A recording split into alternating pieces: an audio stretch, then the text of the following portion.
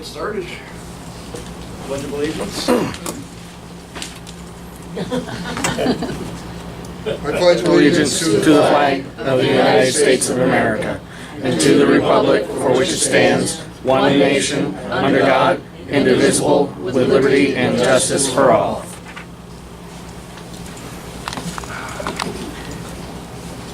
This Memorial Day weekend, can we take just a moment of silence to remember those who have made the ultimate sacrifice for our freedoms?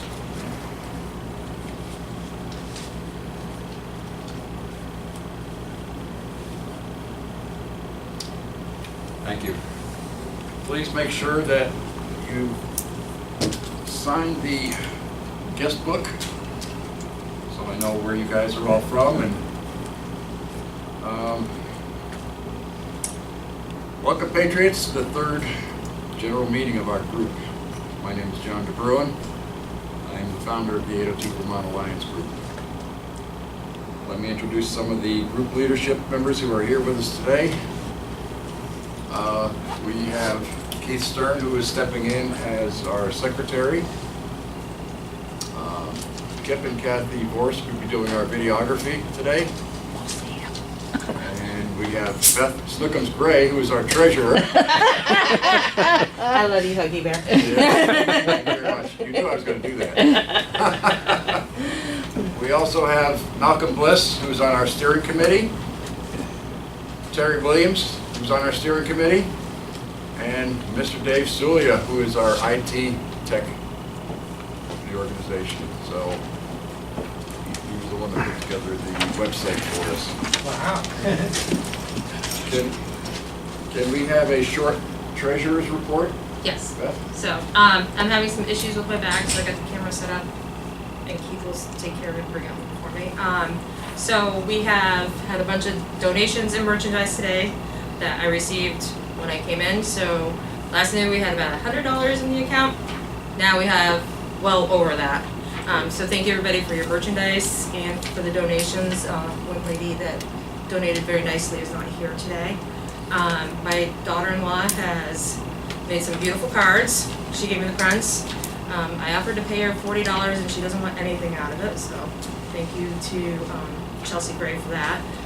So I'm going to buy some card stock with everybody's blessings, and I'm going to print out thank you cards and mail them out to those that are making donations. And for those of you that want to do it privately, thank you. And for the merchandise, absolutely thank you. So, but that's the short, sweet treasurer's report.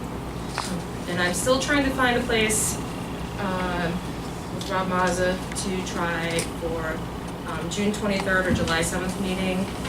If the one falls through, John gave me a backup and I called and left a message the other day for the Grange and Essex Junction.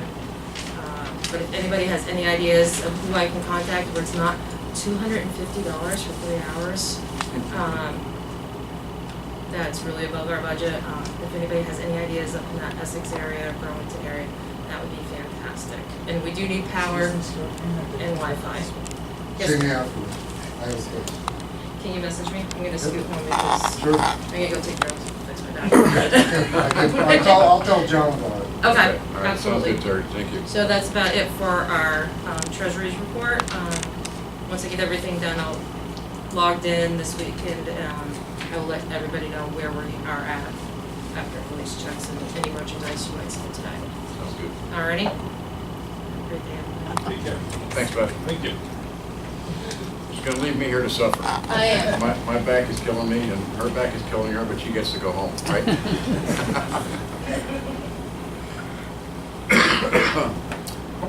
Who here agrees that it feels like we're riding the Green Mountain version of the SS Titanic? Yeah. And that Vermont is a sinking ship? Yeah, no doubt in my mind. All they do is, I mean, we are in deep financial, political, and moral problems in Vermont. Tax, spend, that's all they ever do.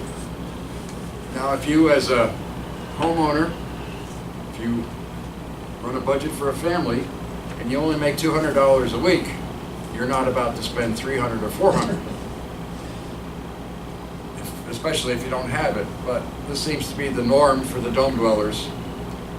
The lawmakers just can't seem to comprehend that tax revenue has declined over the past 30 years, and it's still declining, but yet they keep demanding more and more for their so-called feel-good programs. We as hardworking Vermonters must live within our means and our budget.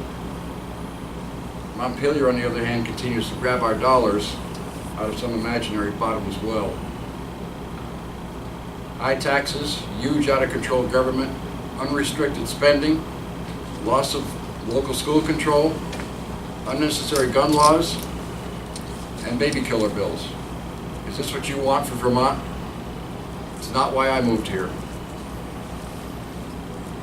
Politicians, and I hate that word, sitting in their ivory tower, shielded from reality. They have no concept of the real world anymore and have lost touch with people.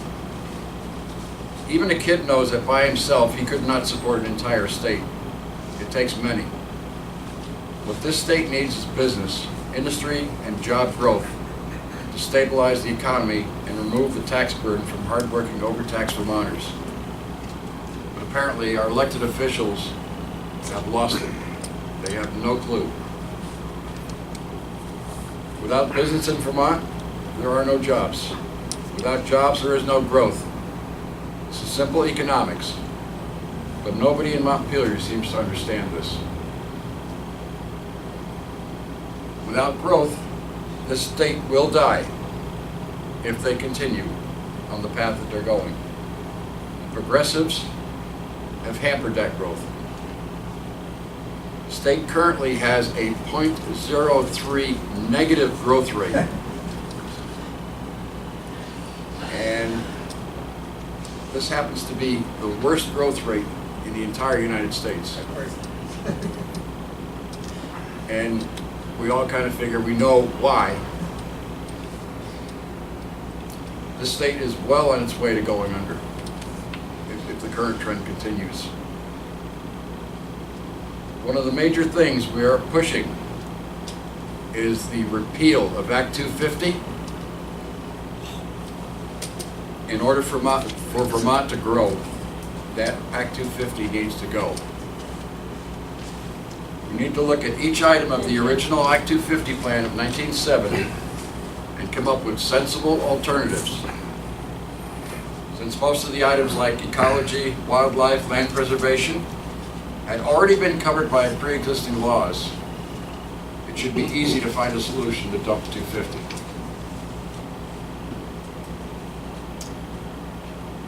Vermont is dying partially because of Act 250 overreach and partially because of uncontrolled spending.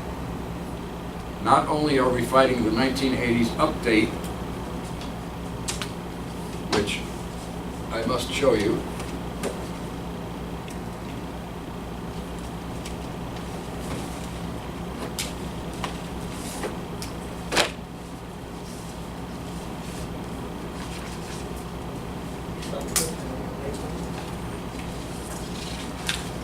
this is the updated version from 1970. Okay, it started off as a 4-page document covering a condominium project in Dover. Okay, it has turned into a 45-page disaster in the mid-80s.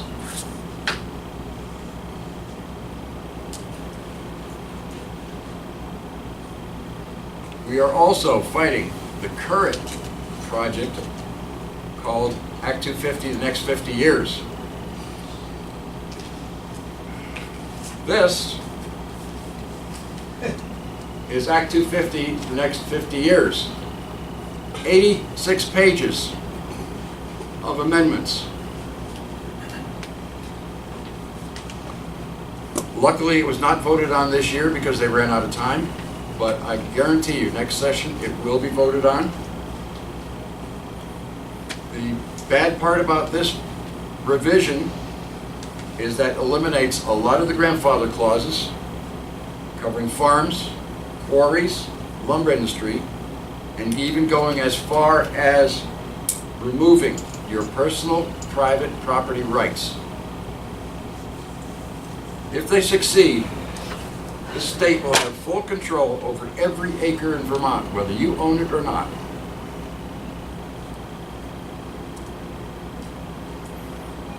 They are going to make it impossible for you to run a business. They are going to make it hard for a homeowner to make repairs or renovations and what products Vermonters can buy. There's a lot of laws and regulations out there now that are questionable, but this one here is probably one of the most important things we need to get rid of in order for Vermont to grow. Does anyone think that a democratically controlled state government is a good idea? Well, let's ask Detroit, Chicago, Baltimore, okay? They've been under democratic rule for over 40 years.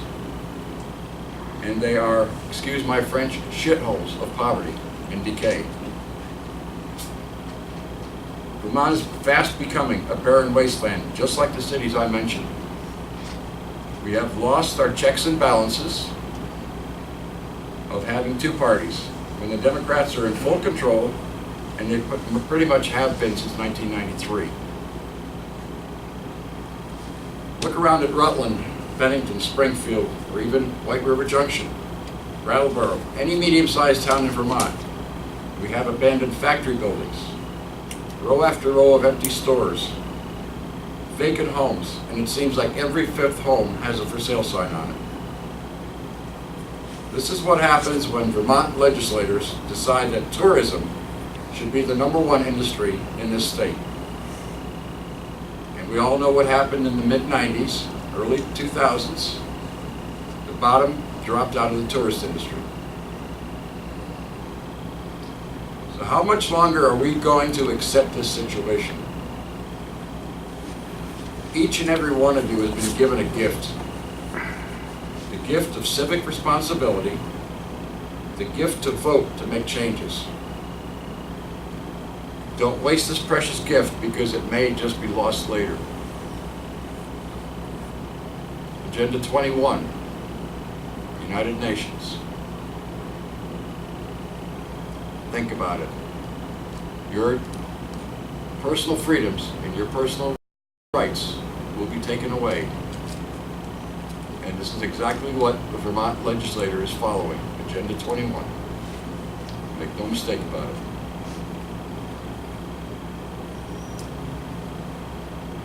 Your right to vote can disappear with the stroke of a pen.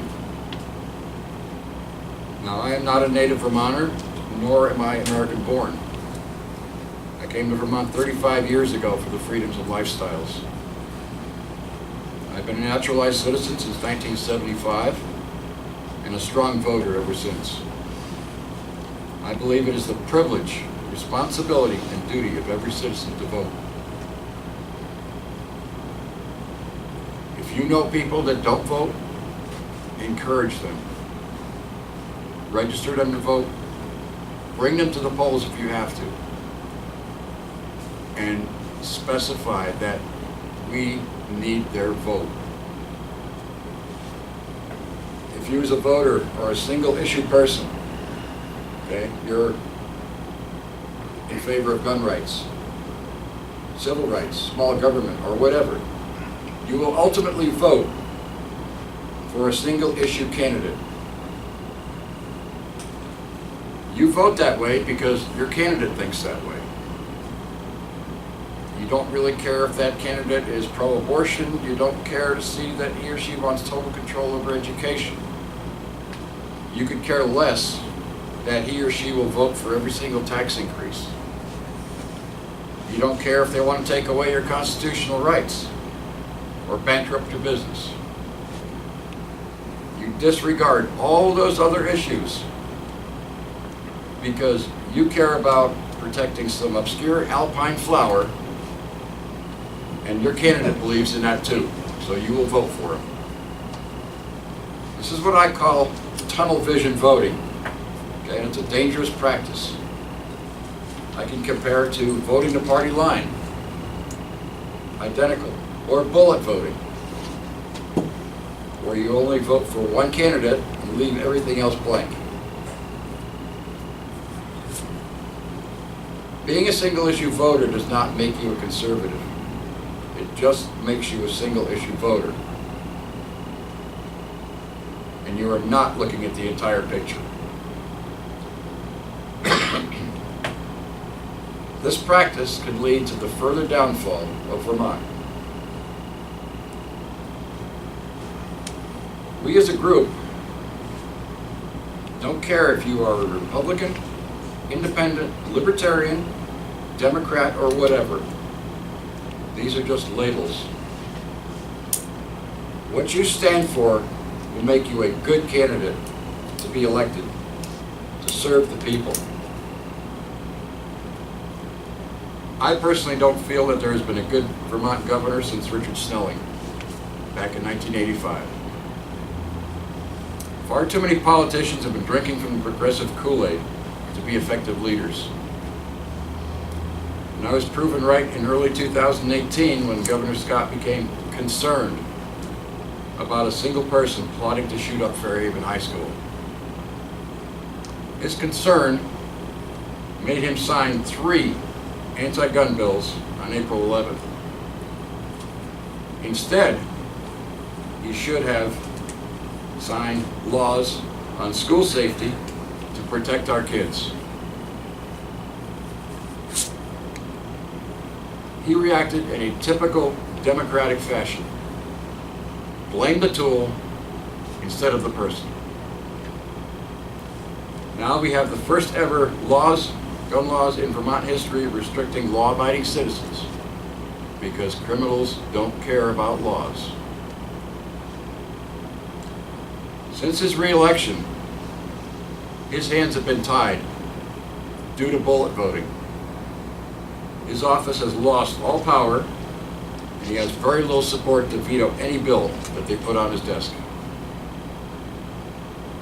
We might as well have a queen sitting in that office. It would have the same effect.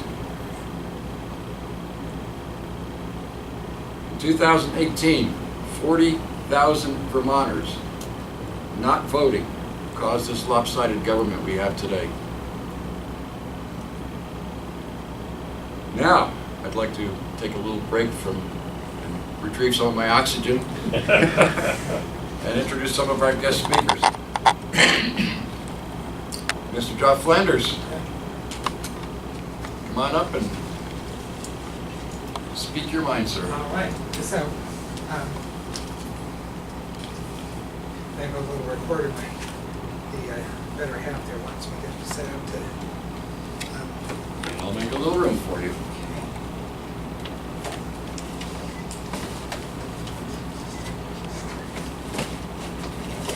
So I'm Jeff Flanders, as John said, from White River Junction. And what I wanted to do was just describe, he was talking about manufacturing. I grew up in Springfield, Vermont, and this little town of less than 10,000 people, because of the machine tool industry, it's hard to even imagine. I mean, they think of someone discovering the Kimberley diamond mine or something, but for such a small area to produce so much wealth, it's staggering, and Vermont needs some more of those, is what I think. So there was, my family was associated with Jones and Lamson. There was the Gear Shaper and Bryant Chuck and Grinder companies, and the machinists, when I was growing up in the 50s, I was born in 1948, so the 50s, people owned their homes. They drove nice cars, often new cars. They sent their kids to college. We had Russians, Finns, there were French Canadians. We had a Russian Orthodox church there and a Roman Catholic church there. How many Protestant churches? So it was a very religious town. It was, and you'd think, well, a little town in Vermont. My great-grandfather, Governor Hartness, he loved flying, he had the first pilot's license in Vermont, and he actually built an airport there.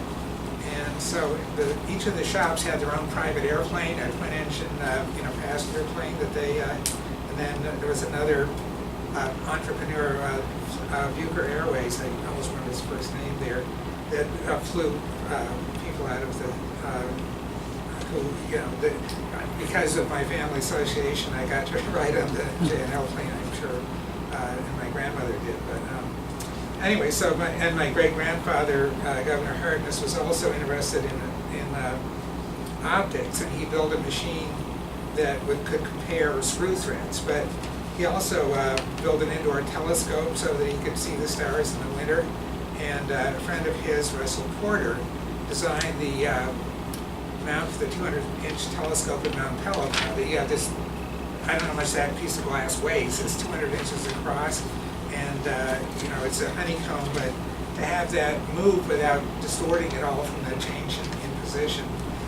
So the Stellafane is still there, a telescope club, and Springfield. This is the Cold War, and there was an air raid assignment every day at noon. The shops had probably not armed guards, but there was a fence around these things, and there were guards. These were defense plans. You couldn't just wander in there. So it was the war effort. I mean, this was the Cold War. They were and I went to rifle practice at the Springfield Armory growing up. I went to scout camp in Camp Plymouth, Vermont. And it was pretty clear, in retrospect, that a lot of these people were veterans, and we were being trained to survive World War III if it ever happened, or to prevent it, so it just, and the people I knew in Vermont, a very special group. My younger brother's father-in-law was in the 505th Parachute Infantry Regiment. They jumped into Holland, in Market Garden. Took pictures, from, he was a photographer, took his camera along, and he got these pictures of jumping into these places in Holland, and then, see, another friend had a 20mm shell go through his helmet, survived it on D-Day at Omaha Beach, and of course the 10th Mountain Division, I mentioned that. And there were other people that worked in the OSS and things like that, just amazing. So the big change came in '58 when they put in these flood control dams, and suddenly my father's cousin's farm down in Perkinsville disappeared. Then the federal government grabbed the land, and then of course you've got 91 coming up the river there.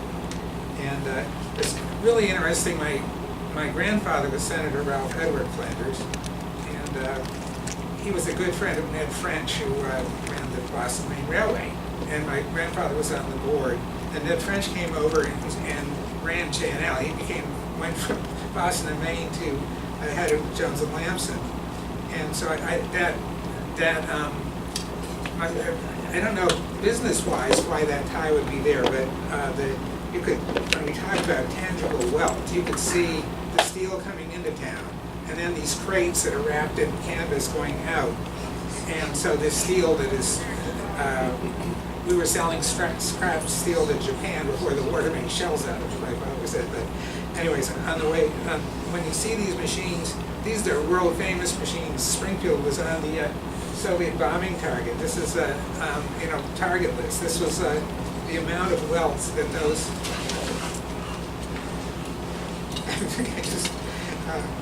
And just a few hundred people in there. That huge amount of wealth. It just allowed Vermont to have, a dairy farm doesn't make a lot of money. They could raise their kids and so on, but nothing like what manufacturing. This town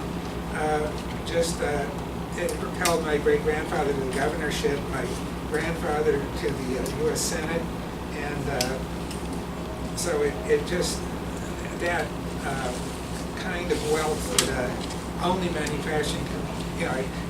It was not a perfect town. There were poor people, there were drunks, there were, we had a lot of immigrants whose grandparents didn't speak English, but the kids all did. I went to the East School for 2 years. What I thought was funny was I was allowed out of school to go deer hunting. A friend of mine's father had been in the Army Air Corps and was a little bit of a wild person, but he took us out deer hunting, and I was allowed to leave school to go deer hunting. I don't think I could do that today. So, anyways, my father told me it was the international unions that made demands they couldn't meet, the shops couldn't meet, and somehow they were sold to Textron and Excello, and I forgot what the other company was. So I think starting in the 60s, my father had come up to work for Ned French, he was the railroad president who came over to J&L. And my father was come up from MIT where he was working on guidance systems. And so he was right there, and he said that the international unions made demands that they could got a fire call. Anyways, no. So I used to go to church with Peggy Lampier, and he would have these fire calls at church, and they always parked facing out. But anyway, so within a year, within 10 years of that, it was gone. Springfield, as he was saying, empty storefronts. When that tax came in so you had Vermont had that sales tax, and New Hampshire didn't. It's like letting the air out of the tires. Just slowly, everything that Rutland, Springfield, Windsor, they all just died. It was, but with Springfield, it was this huge, world famous industry, and I say just a few hundred people, maybe a few thousand people in this tiny town producing the amount of wealth is just staggering that these experts, and it's just that if you needed something made, somebody in his basement had a machine and could make whatever. Now, my friend up the hill, Creighton Adet, was a world famous marksman and gunsmith, and he could make any kind of firearm he wanted. He could make. Never went to college like my grandfather, but one of the smartest people you'll ever meet. He knew how everything was made. He was an avid, and so when Peter Smith wanted to have a assault weapons ban, I filmed him so he could go on TV and be interviewed. And so I just to have him practice, and we got Peter Smith did not win re-election there, but so it was. And the Springfield businessman, Bill Okemo, they had enough money.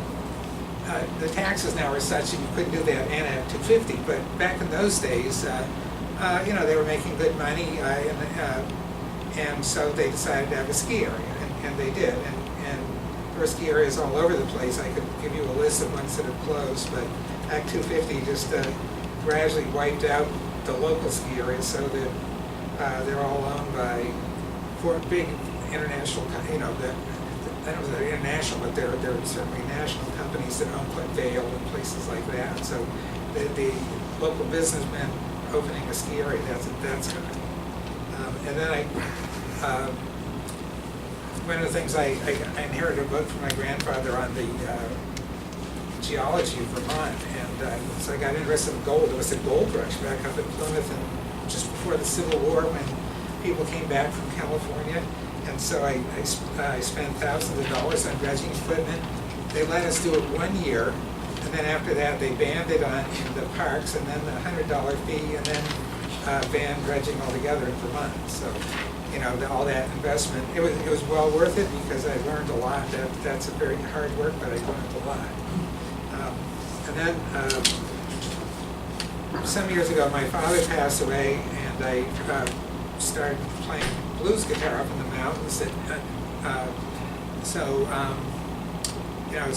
Ski areas, I'd ski during the day and go out and play blues guitar, and you just see the high price of housing up there, that the people that work in the industry couldn't keep a roof over their houses. All these women that have kids, they have to move in with some new boyfriend every winter, and then when they get their tax refund, they have enough money to move out and find another boyfriend.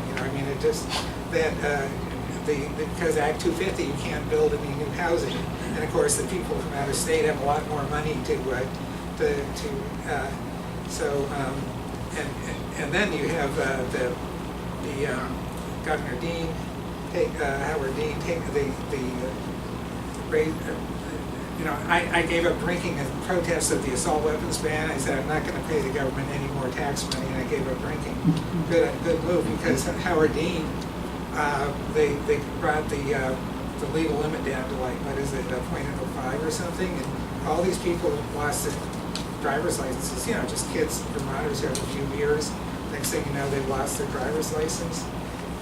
And then you start to see, as I say, you've had that, all these different things like the sales tax in Vermont, the heroin started moving up. It isn't just now, it started in the 1990s that we started seeing heroin coming in. And now it's on the, sorry. All right, all right. If it were the flag, we jump on it. You don't need to dive on that one. So it's anyways. I'm just I'll just saying that now I'm a ham radio operator and listening on the scanner. It's just the drugs out there, the number of overdoses, the deaths, the untimely's, calling the county medical examiner in to check somebody who. It just is shocking. I mean, this is when I was in the aerospace industry, I lived down in Cambridge, Mass. And had a scanner down there. This, you're hearing more here in White River Junction than I was down there in Cambridge. As far as it's just crazy out there. It's just the shootings. People with guns. Of course, southern New Hampshire may be worse, but for a little town in Vermont, this has an awful lot going on in the way of drugs and crime, and probably Lebanon is worse. And I don't know why New Hampshire isn't better. But just a few high points here from that. After my father died, my mother had cancer and bought a house in Norwich, and so I've been living in Springfield, but went up to Norwich to take care of her. And so a neighbor built a house for his mother down the road from us. I'm guessing $300,000 or $400,000 for this nice little colonial. The town said, "Oh, you didn't have all the permits you needed." He had to tear that whole thing down. It probably cost him $100,000 to tear it down again. And then the Norwich pool. I remember when I was 65 years ago, probably swimming this ice cold little pool they have behind the dam on Beaver Meadowbrook. Well, it was washed out by Irene. So you could get a permit to put that pool back that was there, for the last 65 years. No. Even my brother was on the board, the select board there. He's way he just couldn't believe that. So, anyways, let me just skip ahead here to say I want to go ahead. These examples of and the Springfield Hospital. My mother had surgery there, and they were so good that my parents gave them a room. They bought a room for them. Then my father was in there, and he died because he aspirated. It had gone downhill then to where they didn't do the surgery. They botched the surgery, and he died. Now they can hardly keep the doors open. I mean, they're losing millions. That it's just. But anyways, let me go ahead to just to summarize, that manufacturing produces tangible wealth. You could see the wealth leaving on those railroad cars. You see the steel coming in, and then I'm surprised they didn't have helicopters with guns guarding them. I mean, the amount of probably most people don't know how to use a turn lathe or but anyways, so they don't, and they're a little heavy to steel, but. You could just see that wealth that these machinists had put together, and so we, whereas these services, they don't produce any wealth. As a matter of fact, banks, real estate, and insurance, they just concentrate wealth in the hands of the rich. They take it from the poor, and so Vermont is not going to get anywhere having more insurance companies. That's not going to do it. So, and we only, manufacturing is only 10% of the GDP. The government, right, in this 2017 was 14.8, but they're going up to 20% of GDP, which is just insane. And finances in 2017 were this is the finance, insurance, real estate, rental, leasing, yeah, finances, banking is 20.5%. They don't produce anything. Their expenses on your, in your budget, you're not going to make having more banks is not going to make the state richer. It just is. You're just going to divide up the loans between the banks. So, anyways, what we need first is liberty, low taxes, and property rights, so that people have. As I was saying, these businessmen in Okemo, that Howard Taft, I think his name was Howard Taft, the Vermont researcher was making these drone drives in Springfield. That this state has so many inventors in its history, and so I could go down a list of things from steamboats to John Deere's plow and so on. But nowadays we probably can't reinvent Springfield exactly the way it was, but there are 3D printers, and there's CAD/CAM. There's in music and video production, you can do that on the computer. You can work online over the internet, so you can work for anybody anywhere in the world that has high-speed. These colleges are folding, but you can get an education online. You don't have to be there. My grandfather never went to college. He bought the Harvard Classics Library and read it. And Creighton Audet, this gunsmith, he was a voracious reader. Of course, he read mostly about guns. But and then we have a command-driven government. It's a central government that dictates to us without even looking. They don't ask us what we need, and they don't look at the results. Okay, so my father and I, being aerospace engineers, feedback systems. The guidance systems he worked on, that's all feedback, so that the airplane goes where you want it to. The command-driven one would crash pretty quickly. And so what you need to do is by moving the decisions down to individuals and towns, and that's where you bring the decisions back down to where the problems are, where people can see what the results are. And the same thing with permits. These liberals use permits to shut down competition. These are life's losers. Let's just face it. These people, these are not the people like Donald Trump who got ahead, and start with nothing and make billions. These are the people who never could solve their math problems, never could make friends in school. They're always jealous and angry. And so if they see someone else is starting a new business next to them, the first thing they want to do is shut it down by blocking their permit, And then, of course, power back to the towns. I just said that, but you've got it. The way the state was founded, my great grandmother came over from Scotland to Barnet, Vermont, where my grandfather was born. And so you have all these towns, each one starting, some from New Hampshire, some from New York State, and they all get together to form this republic. And so to have the Supreme Court come in later and say to us that, oh no, that's not good enough. Because of the Civil War and the 14th Amendment, we've got to take away your organization that's been perfectly fine for the last 150 years, and we're going to make you redo it so that the people in Burlington are the only ones whose vote counts.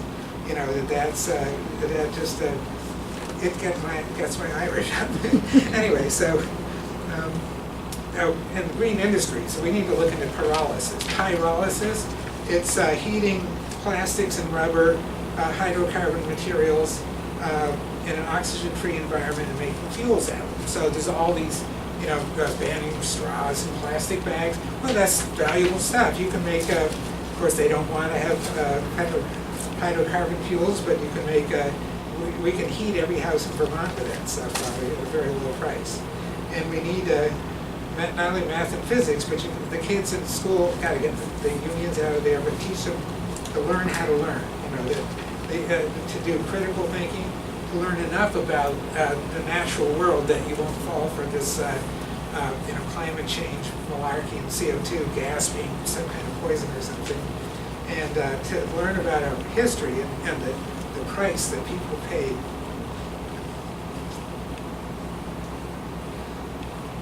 Just check out this Memorial Day, So anyways, and then welfare, you should not be able to vote. If you're on welfare, you should sign up that you agree not to vote. That you should not be able to vote yourself money from your neighbor's pocket, you know. And of course, we need to remake the family. There's been a movement for the left to destroy the family, and they've really succeeded. You know, how many kids grow up knowing with their natural father nowadays? You know, it just is. Even back, I mean, some of the people that came back from World War II drank. They'd seen so much, they really couldn't help it, you know. And they had trouble raising their kids. They were abusive and so on. But you know, now, how many kids even know who their real father is? You know. So I'm just going to close. But I want to thank you all for bearing with me here. You know, I think this is a great time to take back Vermont. I mean, it literally is. You can see the death rattle. You know, that growth rate is so is negative. You know, even the liberals are beginning to realize that they can't hire people. No one wants to work here. People are leaving. You know, they're beginning to realize, even in their ivory towers, that this is not working. You know, so we have to explain the issues clearly and have logical, sober, and affordable plans, just like you're saying for Act 250, to take corrective action. We must restore the manufacturing sector. That's the key to having the state pay for itself, is having, I mean, there's so many talent, you know, you just drive by any little garage around here, and that mechanic in there probably could be making, you know, machine tools. I mean, we have so much talent when it comes to turning wrenches in this state, and they're working on old cars and doing a beautiful job, but they could be supporting the state, you know. And so we shouldn't stand for 1 minute for our rights being eroded. You know, this, as he's saying, that suddenly after first time in the state's history that we have 3 gun control laws rammed down our throats, and so they work for us. You know, this is our state. They don't dictate to us. This is our state. We actually have the right in the Constitution to change it however we want with the community, they call it. We can change our state, and we're going to take it back. We're not going to stand for our rights being trampled by a bunch of communists from New York and out of state. Believe me. So I just want to close with, I just catch my breath. Anyways, enjoy this Memorial Day weekend, and keep in mind those Vermonters who sacrificed this for us and made our liberty possible. It is now up to us to preserve what they have passed down to us and to pass it down to our grandchildren completely intact. I know you will go forward fighting with this fight. Thank you. Sorry for my voice. Thank you, Jeff. You're welcome.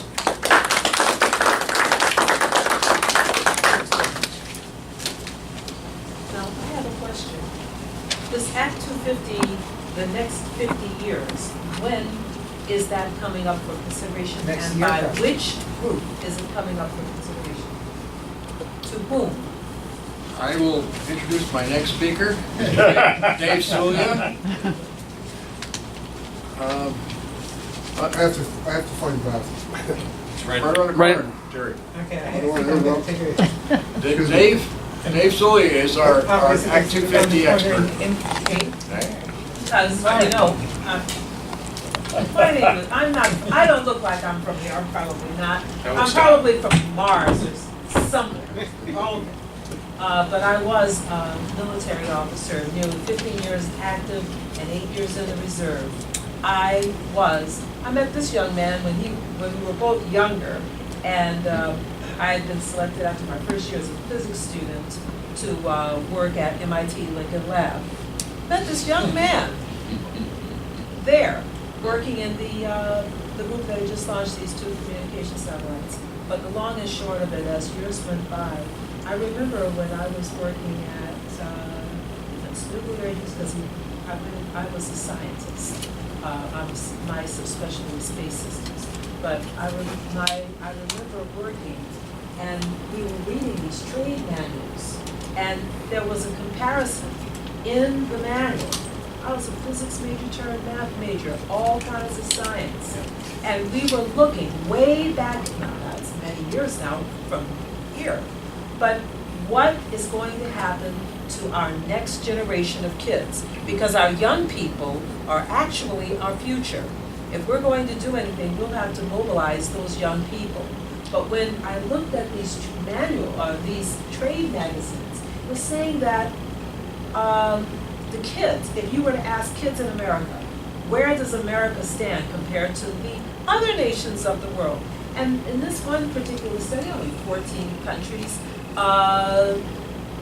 the Soviet Union was the Soviet Union then, and it turns out that the United States was like dead last in math, and we were like number 12 in science and engineering and technology. But if you were to ask a young person in school, where do you think America falls compared to the other nations? And you know, everybody would have thought, well, we're number one. We're number one. That was true. Well, that was true Used to be. 40, 50 years ago. Maybe that's correct. Absolutely. But not 20 years ago. Right. But then, even, Sputnik was also a wake-up call. that's right. Exactly. And then, after that, many years, by the time I got to the Pentagon, I was looking at these comparative studies, because it's all going to be about the young people.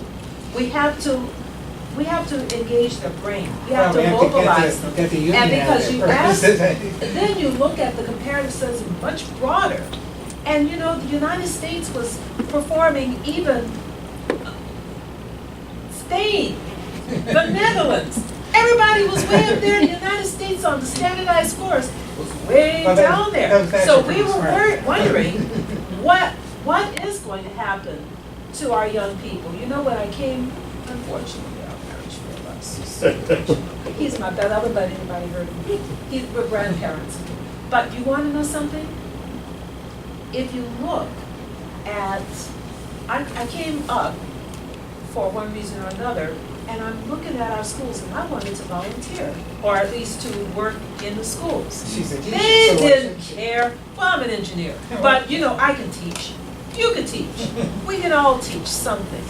But they didn't care about my languages, because I did study at a university in France, you know. They didn't care, and I studied Japanese as my second language to the French while I was, really, I care about you. Because I was not politically correct. We're talking about schools in this area. Can I tell you? I heard you. They were saying, oh yeah, this was Black Lives Matters. And I saw that poster up on the wall, and I said, all lives matter. I was Amen. a military officer. You're gonna tell me that that the young men and women working with me have to be wondering about whether I'm gonna jump into some Black Lives Matter bag? We all matter.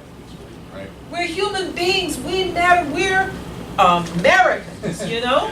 And that's what really matters. We have to, but you know, the school didn't want somebody like, I'm not politically correct. So when I substituted in for I was talking to the German teacher, French teacher, whichever. I had to take all those languages. They don't take languages in school today, you know? But he was saying, oh, young people, the education in the universities in Europe are free. And I just stopped that, and I said, the education in Europe, in France, for example, because I studied there, the education is free. It won't cost you a cent to get in. But please understand that only when I was going there to school, and now that's been like 40 years, because I'm a grandmother, and that was a long time ago. The education was free, but only 12% of students who matriculated from the secondary schools had that privilege of getting that, quote, free education. And once you got there, you had to hunt to stay there, because the French people weren't interested in your having a good time at their expense. You're one of the 12%, and those who dropped out didn't count in the number at all. We're talking about kids who matriculated. So I told the class, in front of their wonderful teacher talking about this free education, it is free, but it isn't cheap. You gotta work for it. That's the way other places, so you could bring part of the story and say it's free, But it isn't, it's gonna cost you, it costs some kind of sweat equity to be there. Now, where are we today? You know what, I am not welcome to teach in the schools. Because I don't believe in no child left behind. I tell them right off, you don't do my work, guarantee you will be left behind. Count on it. I was, when our daughter was going up to some special school, a program she wanted to go in New York to some program or another, I was homeschooling her, I gave up on the government schools. And so, I took her to New York and she was taking this private thing and I was teaching in the government schools in the state of New York. Provisionally certified to teach for the New York State Board of Education. And math and science. Oh, the kids, oh, Miss Flanders, you scare us. I sure did, because I told them the truth, But I had kids who, even at this alternative high school, who had given their last chance to go to get their degree, they were saying, I was telling them, you can do it. They failed you to this point, they socially promoted you. I want to tell you what you can do if you have your education. I gave those kids in an alternative high school, who everybody said couldn't make it, and I gave them a vision for what they could do. And I had kids who weren't supposed to even finish the Regents successfully in a year. I had kids who I had 9 in one class who passed the Regents, and that was after half a year. And I'm going to tell you, our kids here in Vermont are not stupid. Our kids in New York are not stupid. But you got to grab it back and put their heads put them into the game. So I'm looking at this Act 250. I got to learn about this Act 250 now, because I'm not only me in the game, hey, I got limited time to play. We've got to get our kids mobilized. So that she could teach any class there at Hartford High School. I'm and not yet she's welcome to She's not Hartford. politically correct enough. So let me tell you, we Sure. run with what you're talking about right now. So first off, with Act 250. Yeah. First off, a few weeks ago, up in Montpelier, they had the hearing from the Energy Committee Okay. regarding carbon taxes, all the different, Oh, the great, carbon yeah. tax, the fuel tax and all that. Yeah. And they had a bunch of young adults from UVM and Middlebury College there to testify. Okay. All right. Now, tragically, I had shown up late, so I didn't get a chance to testify. But what I heard from them is they were utterly convinced and terrified that the Earth is going to come to an end in 10 to 12 years. Oh, yeah, sure. And it bothered me, because again, I'm a parent, I have kids their age. So after this was all over, I went up to them after the hearing and I said, I just want to share, as a parent, I said, it bothered me to hear that, you folks are decidedly convinced and terrified that the Earth's going to end. I said, I got to let you know. I said, when I was in grade schools when they had the first Earth Day, and I said, and they scared the pants off of me back then, that, if what they said were true back in 1970, I said, my drive from Rutland to Montpelier today should have been through a desert hellscape. Okay, and I said, I told them, I said, 30 years ago, I was literally, yeah, and I said, I was literally standing right where you were and believed literally the same thing. And I said, I'm here to tell you now that I'm 51, I've been in Vermont for over half a century now. I said, the Vermont of 2019 is virtually identical to the Vermont of 1970. Virtually identical. And that stuck, that struck with them. It did hit them, and they did listen. I chatted with them about the Little Ice Age. Yeah, None of exactly. them knew what, these were environmental study majors. Well, it has nothing to do with the actual environment. Right, but, well, like I said, they had no idea what the Little Ice Age was. They weren't I mean, how familiar can you with live kind in of the Vermont? Vermont is is a relic of the Ice Age. In geological time, Lake it just Champlain, finished. yeah. It just finished. So, There's still margins here left over from the ice I age. don't think Right. it's finished. You know, it Yeah. isn't. They could start anytime. right, so, yes, they're getting a whole lot of bad information as far as I'm concerned. And we shouldn't be paying for it. Right, well, and again, it bothers me because, and again, let me introduce myself. So I'm Dave Celia, and I'm the owner-editor of FYIVT.com, Right? which is an online newspaper, an occasional blogger with the Vermont Good Neighbor Project, which is my other blog. And I started the Fact 250 the Act 250 repeal movement, okay?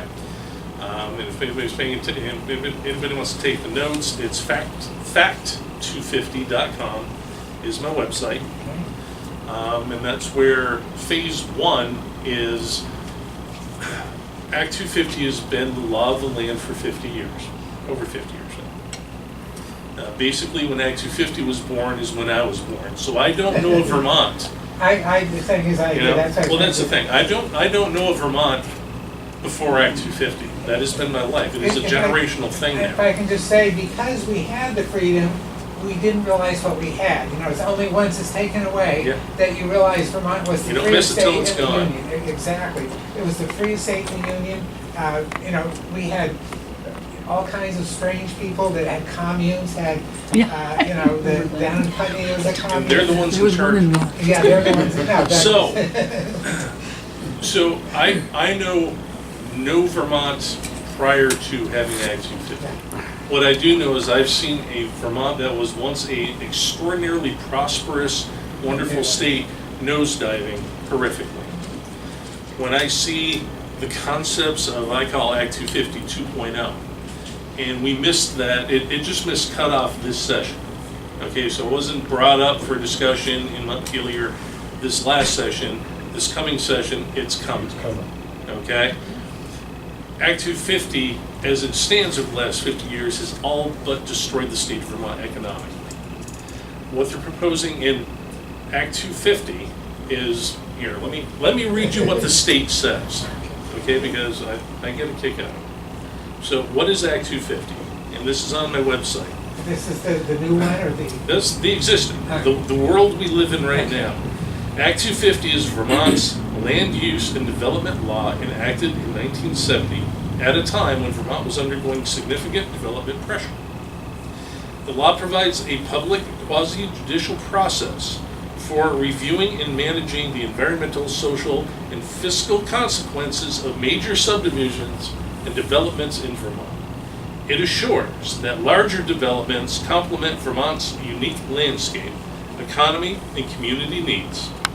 One of the strengths of Act 250 is the access it provides to neighbors and other interested parties to participate in the development review process.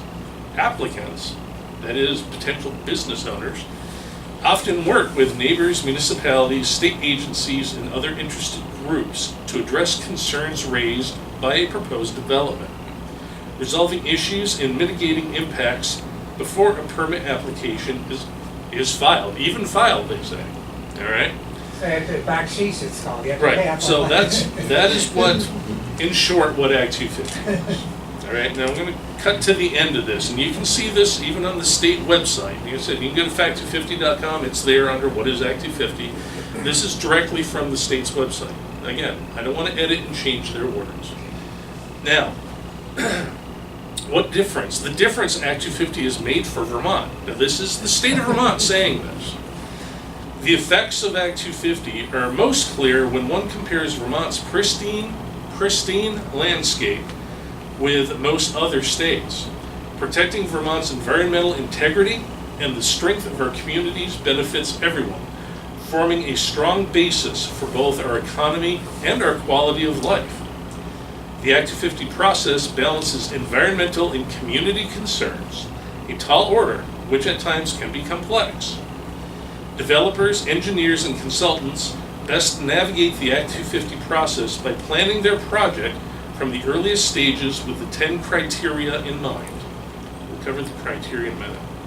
As a result of Act 250, in the planning process, project designs, landscaping plans, and color schemes, as a result of Act 250, and the planning process, project designs, landscaping plans, and color schemes fit the landscape.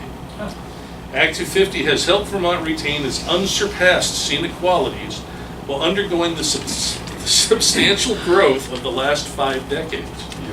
Let me repeat what that just said. Helped Vermont retain its unsurpassed scenic qualities while undergoing the substantial growth in Vermont of the last 50 years. Yeah, like Mount Escutney, for instance. Act 250 is also critical because it requires development to conform to municipal and regional plans and Vermont's land use planning goals. The Act 250 criteria have protected many important natural and cultural resources, Yeah, like the. water and air quality, wildlife habitat, and agricultural soils, just to name a few, that have long been valued by Vermonters and that are an important part of the state's economy. No single law can protect all of Vermont's unique attributes, but Act 250 plays a critical role in maintaining the quality of life that Vermonters enjoy. So this is how the state characterizes Act 250 as it stands over the last 50 years. So then the questions are, how has, and I began this research, so this little repeal Act 250 bumper sticker, all right, this was a bumper sticker that one of my friends who is a longtime farmer had on the back of his truck. And I was like, hey, wow, I really like that. Can I run with that? And he said, sure. That caused me to start researching Act 250. And I said, you know what? And again, I'm a computer guy, okay? I do programming, I love science, I love math. And I said, let's look at the numbers, Yeah. okay? And impartial, let's look at what the numbers say. So I contacted Art Wolf, who's a well-known economist from UVM. Yeah. And I said, is there some study that shows the actual impact of Act 250 on the state of Vermont, like the economic impact? And he said, to the best of his knowledge, there was one done back in the 80s, it wasn't very good, and I can't find it. Like on the internet, you cannot find it. I've searched high and low for this study. So, as a web guy, I said, what I want to do is create a website, and this is kind of phase 1 of Repeal Act 250, and that's the fact250.com website. And the first, goal number 1, is to reach out to all the business owners across the state, and more importantly, the businesses that never were, Exactly. okay? And to find out how much they have spent complying and And getting dealing nowhere, with Act getting nothing. 250, Yeah, okay? that's- Or, because of Act 250, said, you know what? I'm going to New Hampshire, I'm going to Massachusetts, I'm going to New York, enough of Vermont. You guys are out of control, exactly. all right? Those numbers are nowhere to be found right now. This is part of what, this is kind of one of the reasons I'm talking here today, is to get the word out. So we can start spreading the word to encourage business people to step up and speak out. Because most Vermonters, I ran into some 30-year-old gentlemen the other day who don't even know what Act 250 is. And I'm going, Act 250 is one of the reasons why I had a chat with a business owner in the state of Vermont, one of the wealthiest business owners in the state, like catastrophically well off. And I said, is in favor of Act 250, thinks it does a lot of good. And I said, so here's the thing, and this is my theory at this point in time. I do not have the numbers to back this up, and this is my theory, is Act 250 has driven away, I'm saying, billions of dollars have left the state, have never become because of Act It's an 250. understatement. And for the people who are doing really well in the state of Vermont are lawyers and engineers. Engineers in particular who deal with Act 250 engineering and litigation. Exactly. They've been doing wonderful. The money that these businesses, and again, this is not a right or left, progressive, Republican, whatever discussion. This is, let's have a business discussion, a number, a math discussion, and go, okay, we hear from Montpelier on the left that, you know, we want affordable health care, we want livable wages, and all this stuff, okay? And who doesn't? At the end of the day, who really doesn't want these things? Like, there's literally nobody that doesn't want people to afford to live. There's literally nobody that says we don't want you to afford your health care. So that's a nonsensical argument. But fine. we want these things. My theory is the money that business owners would have had available to give employees better salaries, to give employees, to help out employees with health insurance, has been washed away dealing with, Went to the lawyers and the engineers. Right. dealing with Act 250 and its compliance. Great example. I ran into, and this is one small example. I went and I did an interview with a young lady named Meg Hansen a couple weeks ago, okay, regarding this. As we were setting up for the interview, the company, the news agency that runs this, we were kind of talking about Act 250. And the owner of this, and again, it's not a huge news outlet, but it's somebody who's doing something positive. They're, they've got employees, they're doing something.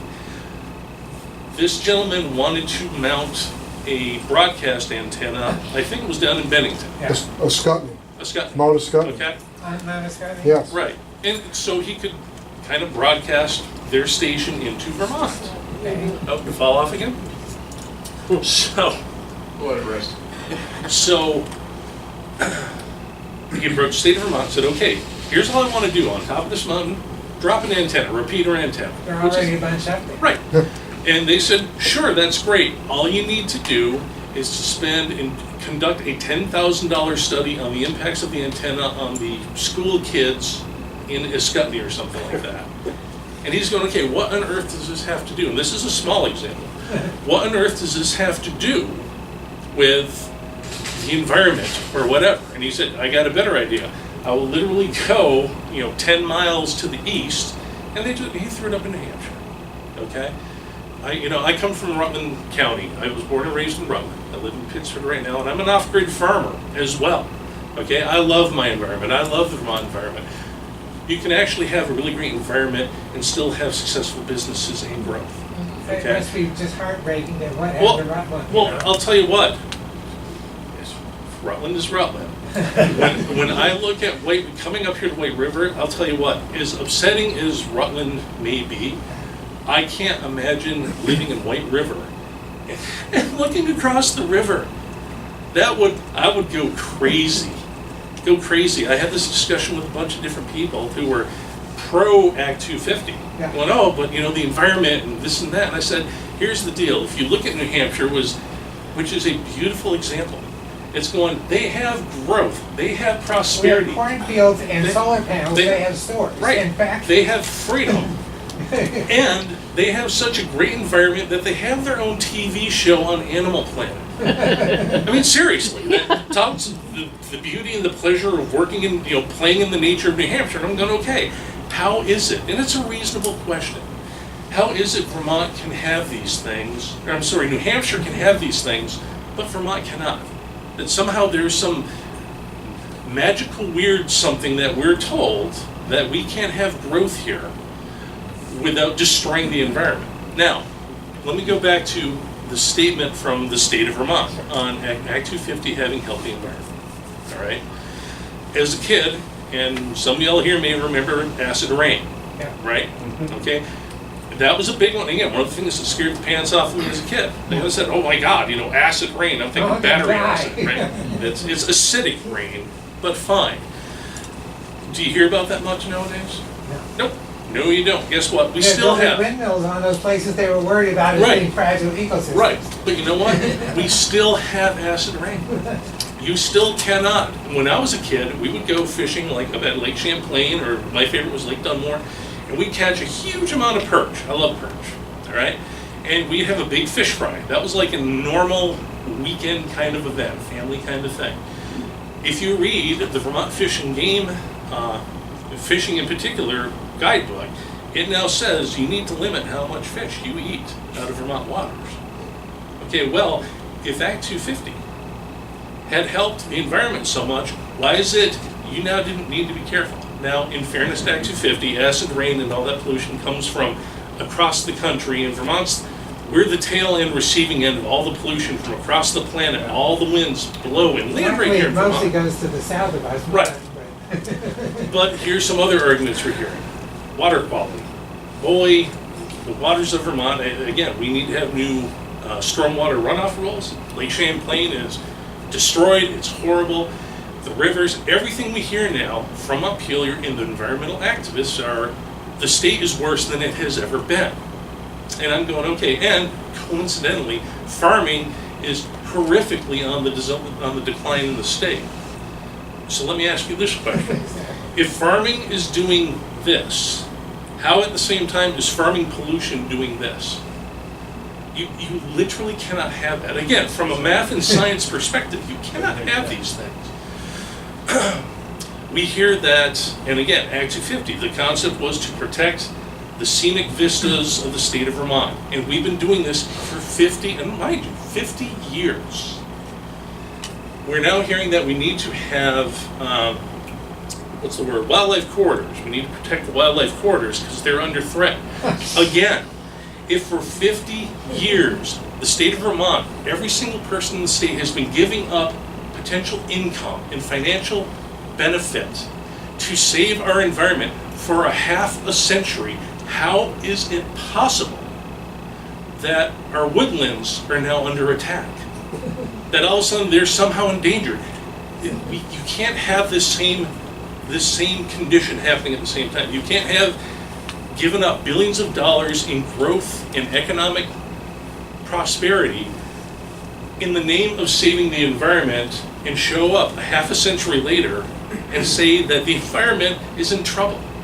Well, they seem to have bears in Hanover, New Hampshire still. We've got bears running around Pittsburgh like raccoons. Exactly. I'm not kidding. Exactly. Okay? It was one in Rutland the other day. So in any case, a couple examples. Another great example, when I first started putting together the whole Fact 250 thing, I ran into a local businessman in my town of Pittsburgh. He sells RVs. And I said, yeah, we're working on Repeal Act 250. And we've got people across the state, and we are growing. Because there are people that are going, you know what, enough. But I spoke with this gentleman, another great example. This would have benefited Chittenden County, not that they particularly need it, but it would have benefited them. Some 20 years ago, this local business guy was in on a deal to build a golf course over by Lake Champlain. All right? And he was ready to drop $1 million to put in this golf course. And he said, I was originally in for $750,000, and they started doing all the permitting, and then the state came back and said, well, you know what, only another $500,000 worth of permitting, and we'll hook you up.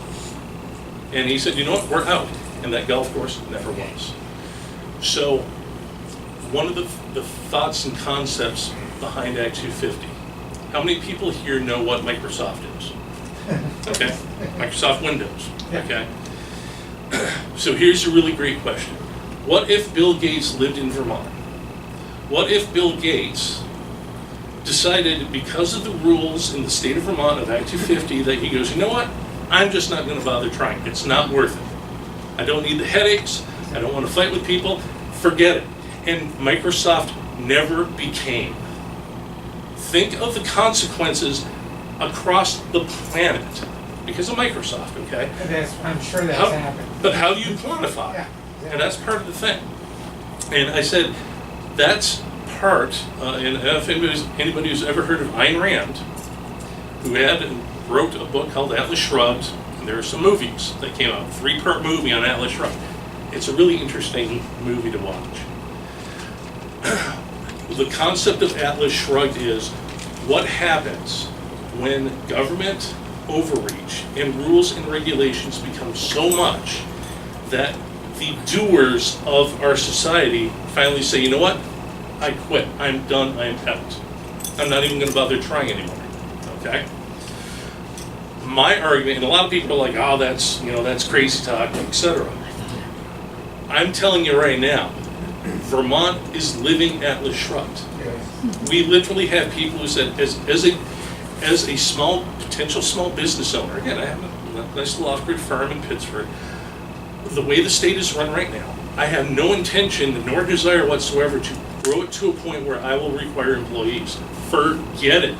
The state is just looking for every dollar to snatch out of your Right. hands. And You put out the frustration, they grab the yes, money.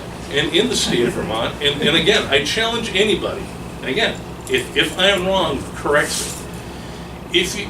If you are in Vermont and you smoke pot, play Xbox, and do nothing, I'm not kidding you. State of Vermont loves you. They will leave you alone. They will not hound you. Hell, they're even trying to make it legal. If they made it legal, they're encouraging that kind of behavior. If you try to name me one thing, one positive, adult, entrepreneurial, resourceful thing you can do in the state of Vermont, that as soon as you do it, first you need to ask somebody else's permission, and then they come after you and go, now let's figure out how much you need to pay us for the privilege of Exactly. building and creating something. Yeah. To provide a future, to provide jobs for people. Well, before you do that, you're gonna have to pay us. You're gonna need to get our permission, and you're gonna need to pay us something. And that is the biggest problem in the state of Vermont. And when I look at Act 250, I see, once upon a time when I was a kid, the kind of rule of thumb was neighbors minded your own business. Exactly. Okay? That If it's was not your Yankees- property, Yankees, Right. absolutely. The only thing was trading horses. You could cheat doing that. Otherwise, you mind your own Right. business.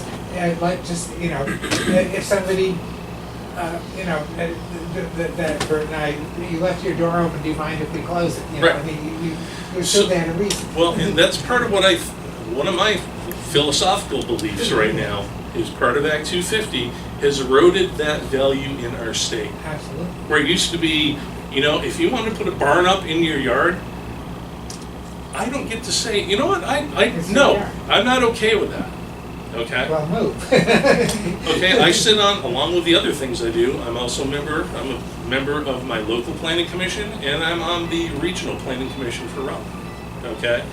Part of me being there is to try to streamline and make lives easier. Because again, the world I come from, I really don't like planning and zoning. I don't, because planning and zoning in Act 250 is the top of the food chain when it comes to planning and zoning in our state. That is a group of neighbors getting together and going, you know what, your neighborhood and what you do there, here's what we're gonna let you do. And I'm going, I'm not okay with that. That's actually why I got involved, because I'm going, there's something really wrong where I have a better idea of what you should do with your property than you do.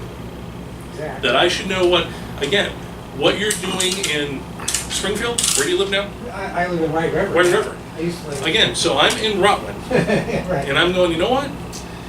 Here's what you need to do in White River to make your life and your community better. Yeah. And That's- you're actually from New York City. and Right. Whereas my ancestors have been up here for, 300, 400 Right. years. So, to me, that's kind of ridiculous thought, okay? But I don't have the right to tell you to do that. I don't. Act 250 has created that mindset in our communities across the state. And again, I go back to, I love my environment, and we should try to not pollute and et cetera. Like I said, anybody remembers Vermont from 1970, it was a pit here. Again, the normal practice, 3 garbage out your windows, et cetera. It was a disaster area here, so it has gotten cleaner, okay? But at the end of the day, no, I don't want to destroy the environment, but I also, first and foremost, want to respect every single person's individual freedoms and liberties first, and I believe we've lost that. Well, again, that the whole point of life. I mean, this is, I think it was Patton saying that we shouldn't read that these heroes have died, but that we should be thankful they lived. Yeah. Again, I was in the Navy. Okay. I served my country. This is not precisely what I was trying to Yeah. protect. like, So- liberties, but like, Yeah. live free or die, as General Stark said. So- My ancestors fought under him, Absolutely. So here's another thought, and again, take this to your neighbors and share it, because people don't, Vermont has become so consumed with laws, rules, and regulations that literally nobody knows what on earth is happening around here anymore. Here's a great example. How many people here pay an electric bill? Okay? Again, I'm off grid. Good for you. And for the record, when I built my off-grid place, I did not apply for tax credits. I paid for it out of my own pocket. Because I don't think it's right to insist that my neighbors help me live off-grid. It's not fair. Did you need a stack of permits to do that, or? I did not. Because, again, I received no tax money. Again, when you go to the state, when you go to the state, whether it's state or federal government, and you get money from them, Yeah, that's like going to the mob. Yeah. They own you. yeah. So if you own a piece of property and you get a grant, they're attached to you forever. And that's why it's, you know what, no thank you. I'd rather starve, seriously. But every single person has an electric bill. In the state of Vermont, if you go down the fees and such at the end, you'll see that a stipend goes to Efficiency Vermont. Everybody, people here know who Efficiency Yeah, Vermont I've is. seen them, Okay? So every month, anybody who pays an electric bill in the state of Vermont also pays a cut to Efficiency Vermont. Now, here's the part that you're gonna love. Efficiency Vermont, along with many other individuals and organizations, all donate to a non-governmental agency called Vermont Natural Resource Council. Anybody know who that is? Okay? Act 250 pretty much. Vermont Natural Resource Council is the people who took the original intent, and again, I have an interview with John McClary of the Ethan Allen Institute. He was one of the original people, he's one of the fathers of Act 250. He was there at the beginning. And the intent was, you had Little Dover, and you had some developers that wanted to literally put in like 2,000 houses, like seriously, like a mammoth condo thing, and Dover's going, that would kill us. They had you like, know. how many, like Right. 2,000 people at the time? Right, it's going, we couldn't deal with it, and at that time, they did not have zoning rules and regulations. By and large, across the state of Vermont, there were no zoning, again, this is normal for us now. Back then, Vermont was Wild West, it was an awesome place to live. So the state of Vermont stepped in, and their intent was to protect the property rights of the citizens of Dover. So again, it was Republicans who created Act 250. In theory, conservatives, all right? That was the intent. You then had the VNRC come in, and abracadabra, it went from the 4-page bill into the 40-page law. Now here's the part. If you're like me and you do not agree with Act 250, guess what? I don't care. The state doesn't care. Every single month, I pay money to Efficiency Vermont, who then funds the VNRC. Not a lot, but they still donate to the VNRC. I'm being forced against my will, we all are, to help support an agency that is creating Act 250. And in particular, they're back for Act 250 2.0. Now, Act 250 2.0, and John did a wonderful job explaining. For the last 50 years, farming has been off limits for Act 250. Okay, if you're ag, Act 250 couldn't touch you, all right? Even though Act 250 couldn't touch you, the state came up with plenty of other ways to assault farming rights, affordability, you name it. With Act 250 2.0, no more. You want to put up a greenhouse, you want to put up a barn, guess what? You need to go through those same permits as all the other businesses. It is the final death blow to farming in the state of Vermont. And again, I look at it as an off-grid farmer, and again, I've got a 40-acre farm. We are a self-sufficient entity. I don't need the state doesn't need me. I don't need to grow a business, I don't need to hire employees. I don't need to. I can literally ignore, okay? What I will not be able to do is to grow my farm at all to a point to create jobs for the future, all right?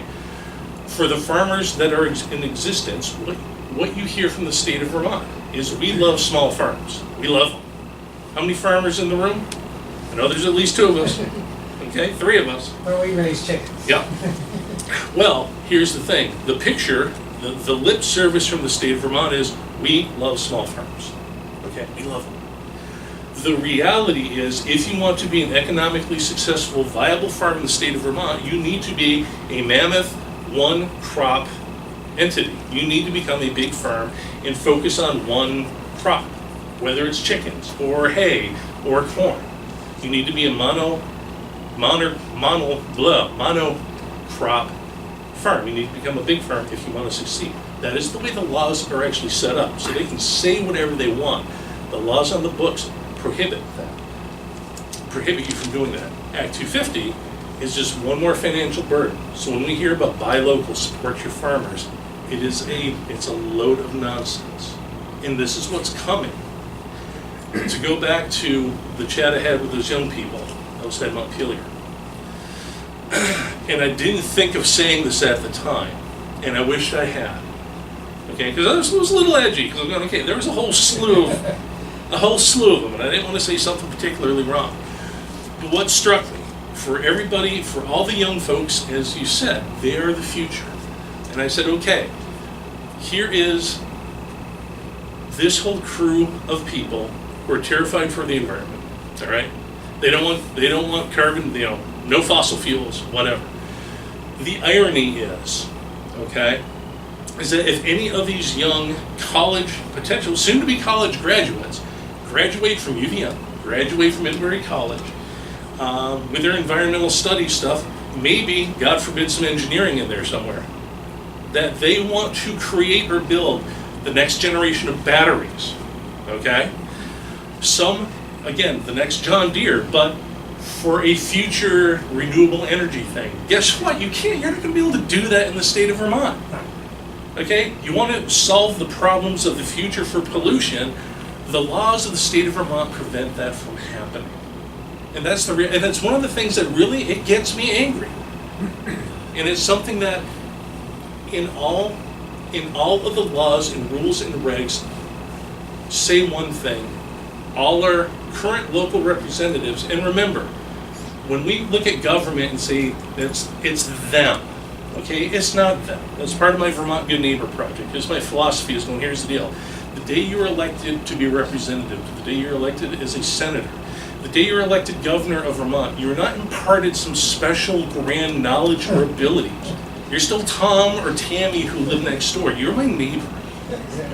Okay? Don't forget. Right. The folks up in Montpelier are our neighbors at the end of the day.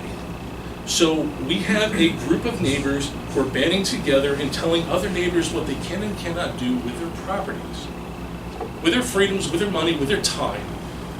And to me, step one in the means of fighting back is to fight back against Act 250. It is the sacred cow of the state of Vermont. And again, as a person who sits on a local planning commission and a regional planning commission, right now in the state of Vermont, virtually every municipality has their own zoning regulations. Okay, the original idea behind Act 250 was most towns didn't have them, we need to have something. Fine, fair enough. It's been 50 years, we've now covered that. Act 250 could literally go away today, gone. You still have more rules and regulations than you can't believe when you want to try to grow business, start a business, or do whatever. So, there's a lot. Questions? Anyone? Well, I want to thank you for your Keith? I just want to say about, you touched a nerve there. When I was campaigning, Yep. there was a farmer, Lunenburg, I think it was. Yep. Talking to him, he said, I don't even want to hear about politics. He said, the state told him that his manure pit didn't meet code. And he said it'd been working over a year to get a new pit and get approval for a new pit. And he said they just kept stalling themselves. He said, I'm out of business shortly because my Yeah. permit runs out. We had another, a very nice family from our town in Pittsburgh, okay?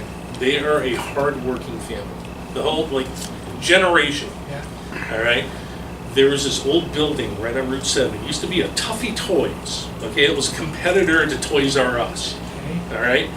And it had been sitting, I remember as a little kid, I remember always, we'd drive by and it's like, Tuffy Toys. That went out of business, and that place sat there. It was kind of like almost the size of a mobile home. And again, in its day, it was probably a nice building, but over the years, it went to hell. Okay, it just started degrading and looked like junk. So this family, who again do all sorts of other work, are also very much into syrup making. Okay, the maple sugar people. And they said, well, we want to open up a business here in the Rutland area that provides, taps and everything, stuff you need to do sugaring. Okay. All right, easy, nice enough. And again, does anything here sound particularly threatening to the environment and so forth? Okay. So here's this building. Okay, we'll say it's this big. All right, so it sits there. and it's old and run down. And they moved in, they got their business, and then they're like, okay, it's kind of moldy and it's old and it needs to go, we need to rebuild.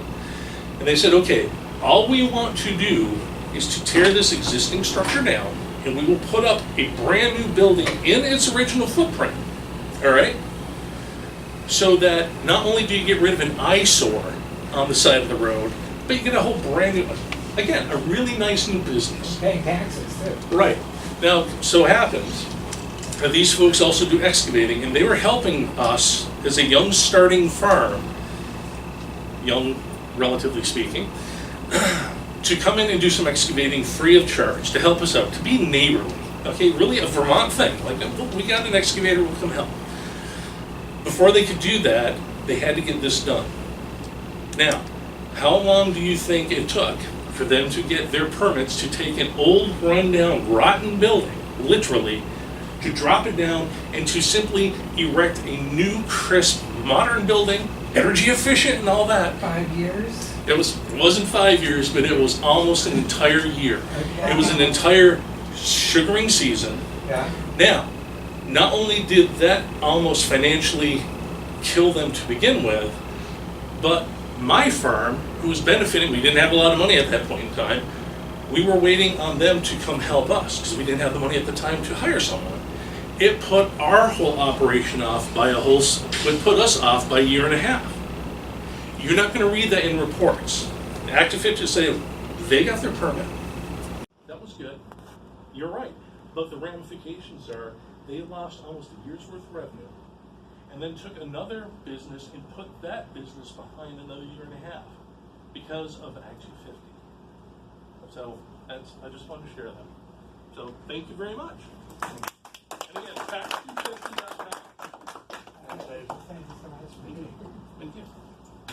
Mr. Williams. So sorry about You that. gotta get, you gotta go down. Take whatever you need, Terry. Okay. Schools are not going to that, they're not there to help, so you have to. Thank you. Pull off and We started out by asking, you don't have to answer this, how many Democrats do we have? How many progressives? How many Republicans? And it doesn't really matter, and I'm gonna get to that in a minute. Conservative-ish. Right, conservative. conservative, and I am too. Terry Williams, I was born in Rutland, raised in Pulteney all my life. Green Mountain College, just went under. I'm a pre-Act 250 baby. I was born in 1952. And I can remember swimming in the Pulteney River with toilet paper hanging from the branches and offal floating down the stream. It didn't kill me, but that's what we lived through. Things are a lot better in the state now than they were back then. First thing I'll talk about is leadership, and I'm a veteran of the Army. I was 34 years, 361 days. I got drafted in 1972. I was enlisted for 7 years. And then my battalion commander decided because I had a college education, I was going to go to Officer Candidate School.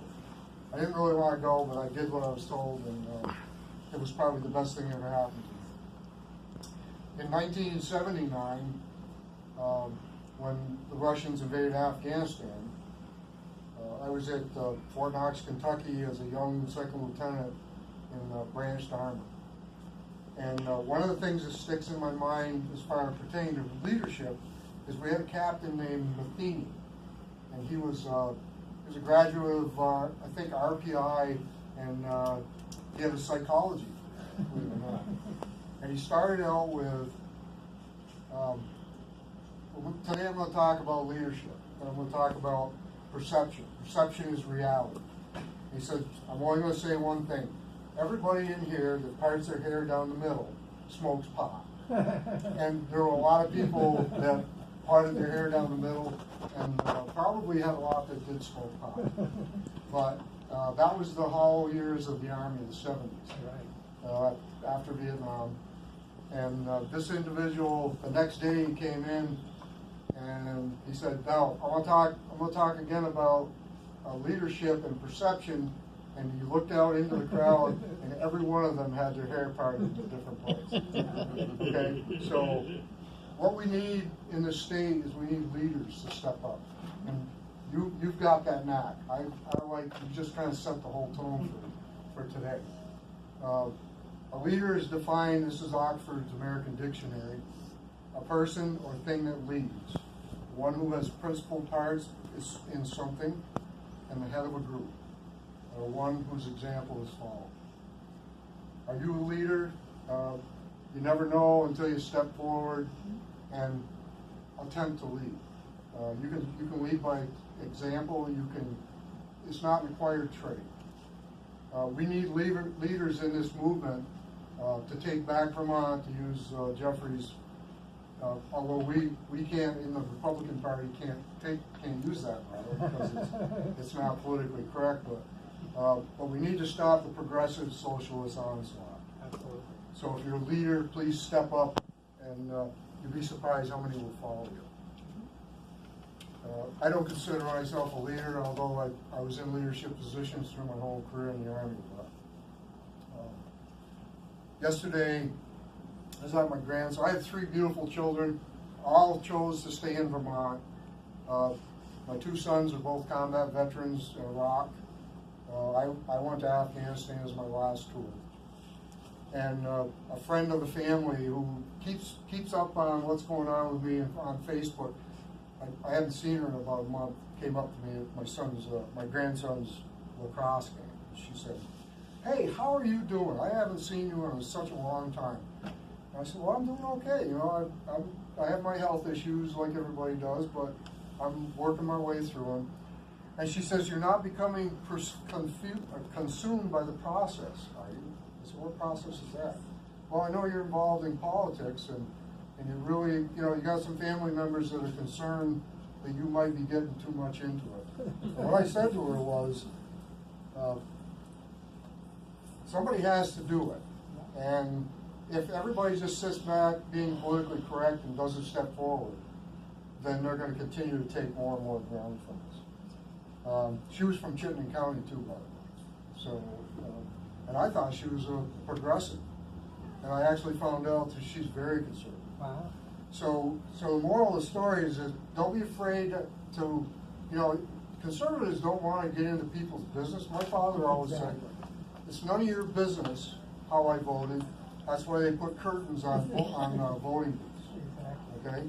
The way I believe politically is the way I believe.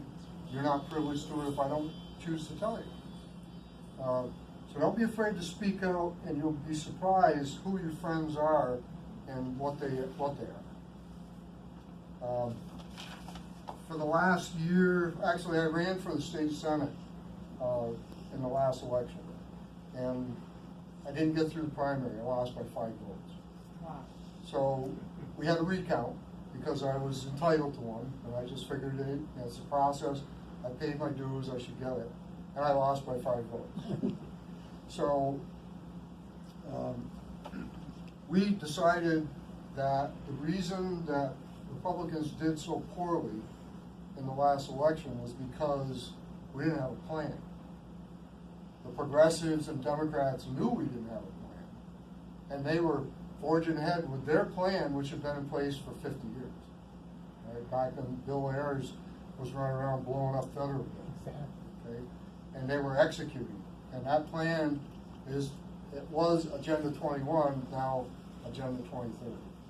I actually have some brochures over there, if anybody wants one on Agenda 21. It was put out by the American Policy Center. So we formed a group.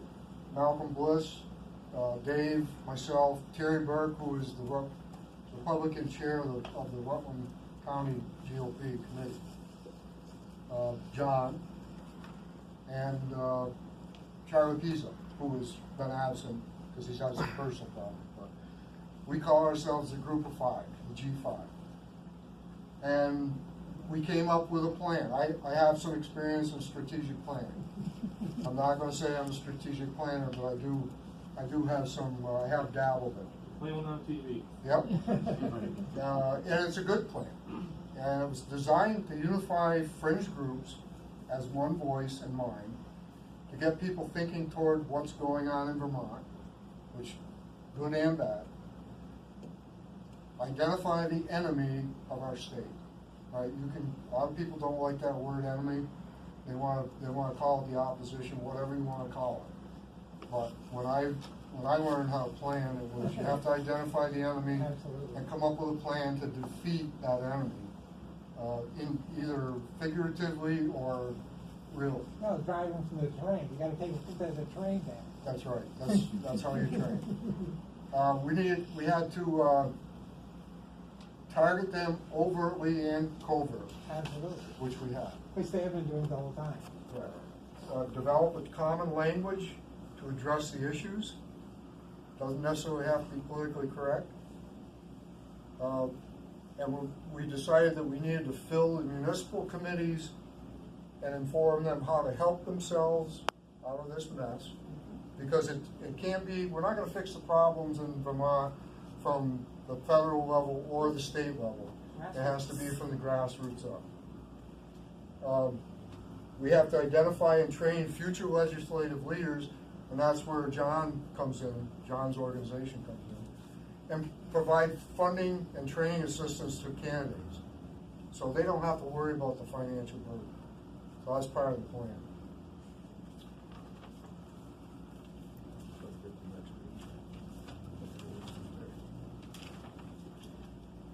We need to unify as one voice, or else we're all in trouble. And a lot of people have already given up and started to move out of state. It's amazing to me that people. I had a friend of mine who was about as conservative as you're going to get. Finally came to me the other day. He's on the select board with me in Pulteney, and he said, "Francie and I are moving." What? Where are you going? I said, "Well, we're going to Pennsylvania." And her family's from down there. She just got reconnected with a sister she didn't know she had.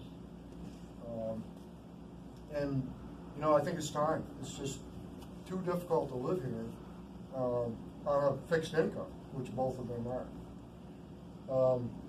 So whether you support Trump or Governor Scott will not determine who takes control of our legislature. The legislature is what's causing all the damage right now. The fact that Governor Scott is a weak leader is contributing to that because he has no veto. He has no veto ability because he doesn't have enough votes to sustain a veto. Well, I think his weakness also, he didn't bring anyone on his coattails. I mean, if he was a powerhouse of leadership, he would have filled the legislature. Well, you know why he didn't? Because he told us he didn't need us. Oh, yeah, right. Particularly, I happen to be the Southern Vermont Vice President of the Vermont Federation of Sportsmen. Yeah. And he told the gun owners after Senate 55, the 3 gun bills, Yeah. we don't need you. Yeah. It's just 150 people that are out there clinging to their guns and their Bibles. Okay. And he was right. He didn't need us to get reelected, but I doubt he's going to get much further. So what we need, and this is part of the plan, is to come up with 180 conservative senators and representatives. There's 30 senators and there's 150 representatives. And our goal is to fill every one of them with a conservative. And the reason I said before that it doesn't matter what your political party is, it doesn't. As long as you're conservative and you're willing to sit down and cooperate and communicate and work the problems across the aisle, then we can fix any problem in this state. When I ran for the Senate, none of the campaign signs that were in Rutland County anyway had whether you were Republican or Democrat or Progressive. And it was, I defy you to find anywhere in the state, even because the Secretary of State has designed it that way. And you get on the legislative website and look at their biographical sketches, unless that legislator decided to put his political preference in there, you're not going to find out what he is. Well, it's a one-party state now. Exactly. So our goal is to fill every one of those positions. Are we going to attain that in the next biennium? Probably not. But what we're going to do is we're going to target key leaders that need to go. The other thing is momentum. In other words, it's just like if the enemy breaks and you crash through they're lying and they collapse, you know. What we need is a breakthrough. We need to have, be building success on success and gaining ground. That's what we need to do. But in order that we can do that, and I put it out to John when we first started talking about getting involved with the 802. We want to set goals that are attainable, that are not, so it's not like a dog chasing a car. Right. Now we caught it, what do we do with it? Exactly. So we need to have a plan going into this, and, you know, it used to be, whether you're a Democrat or Republican, and most of my family, believe it or not, were Democrats. If you couldn't sit down and have a discussion, even that you agreed to disagree on the politics, when you walked out of that room or a party company, you could still say, hey, you stole my friend, we just disagree. Exactly. Right? You can't do that anymore. Exactly. Well, that's what and you know, people are just were posting things about how Donald Trump is. I forgot all this list of things, you know, and I thought, where did she get that? You know, several friends had the exact same thing. There's this this propaganda was put out against Donald Trump, and you know, people I never suspected were saying anyone who voted for Trump had better unfriend me on Facebook and everything. And I thought, you know, this is very well organized, sort of a fifth column going on here, and it's all lies, of course. It's just salacious. Don't you think that's by design? Of course it is. It's I had a friend of mine Zelensky, who of course. hates Trump. Yeah. I mean, if I mention Trump's name, he can't do it. But he's tried before, but he wants to beat me up. And you can just see what a authentic and nice person he is. I mean, just look at his kids. Look at, you know, all the things he's done for people. He's a successful businessman. You know, the only, I don't know what, I guess the only thing he did was win an election that they had fixed so he had to lose. You know, I mean, I don't know what's the problem with Donald Trump. You know? So my friend said to me 2 weeks ago, Yeah. he said, I mean, I couldn't go and have him sit down. I took him out to breakfast one day. Yeah. We had to get into conversations about him hating Trump. And I said, I want to end this conversation, and I'm going to make you a bet. And what's that? I said, when Robert Mueller submits his report, you're going to find that Bob Mueller is a patriot, and that there is no collusion, and I don't want to talk to you again until he does. I saw him last week. He said, I owe you breakfast. So, I mean, and the thing is, it's been so divisive to the country. And, well, that's purposeful. But you know what? We need to hit rock bottom before we can start to build it back up. We have. Well, And we're down. there's a book I have called Total Resistance by the Swiss NCO association, and it's the plan for defending Switzerland against the Soviet invasion. Yep. And they describe what the Soviets would do if they invaded Switzerland, and everything you see, arresting prominent citizens like Donald Trump's associates, you see causing division, going after the churches, banning the Boy Scouts. They've gone after the Boy Scouts because they don't allow gay people in them and so on. So that plan that was used in Eastern Europe by the Soviets is being used on the United States today, item by item, you know. That was 1965 they wrote that, and here we are in the United States, you know, 40, 50 years later, and that same plan, item by item, is being used here. I was a chief of mission to a Finnish military delegation that came into Vermont. Yeah. They had their military Olympics, winter military Olympics. Yeah. And in 1939, the Finns defeated the Soviet army in Absolutely. Finland until the snow left. We had all these Finns in Springfield when I was growing up, but they were just like cordwood bodies of Russians they killed in the winter war there. It's just, and the Russians commanders were too stupid to hold on. They just kept coming. I actually trained with the Norwegians during winter warfare training. Yeah. But anyway, to get back to, we need to identify key progressive and Democrats and target. Yeah. And they now know we have a plan. Yeah. Are they worried about it? Probably not. But you know what? When you start to target them, and these guys start to get not voted back into office, that's a shot over the bow. And you want to do what they do. You want to do a thorough, you know, just, I use, an SBI, it's a kind of background check you get for top secret and above clearances, you know. You wanna do that on each of these guys, get, you know, whether they return library books, you know, I mean. It's already done. Okay. We've done it. All right, sir. So the other thing we need to do that we can do is identify key leaders in our community who run for local and state offices. Part of the American Policy Center's belief, and it's come to fruition, is that the progressives and the people that support the progressive movement, global warming and whatever, have infiltrated our planning commissions, our select. Everywhere, absolutely. So, if, as a select person, what we need to do is, I know this guy, friend of mine from Pulte that's leaving for Pennsylvania. I said, before you go, first of all, we passed an ordinance in Pullman. You can't sell your house to another stater unless he's a Republican. And number two, that if you leave, you have to find somebody that's capable and confident and conservative to replace yourself on this list. Sounds good. Because they can be appointed, and he's gonna do that. Wow. Do you have a question? Not a question, but going for the local boards is important. But I keep saying, you gotta target Scott, because he's not a leader for the conservative movement. Nobody knows what the conservative movement, because you see posts about it. Oh, look at this conservative governor we have. Where do you come up with conservatives? New Hampshire now has Democrat-controlled legislature. They have a governor that stands up for the people.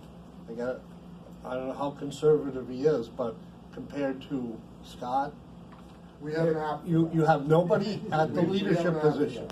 And it's already been taken into consideration. We're not gonna lay a glove on him. He's gonna do it himself. That's right.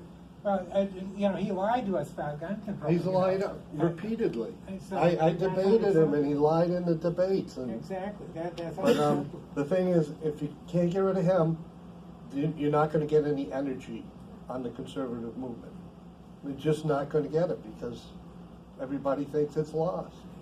So get friends and relatives to sign up to vote and get them out. It's amazing. When I went around door to door in my campaign for Senate, I signed up 15 people that never had voted in their life. One of them was 93 years old. She just passed away, so I'm going to have to go find somebody to replace her. Or she could vote as a Democrat. Yeah. Good one, Lou. And her son was another one. They had never, and you know why they were told me they never voted? Nobody ever asked them to. It's your civic duty. Well, yeah, conservatives want to be asked.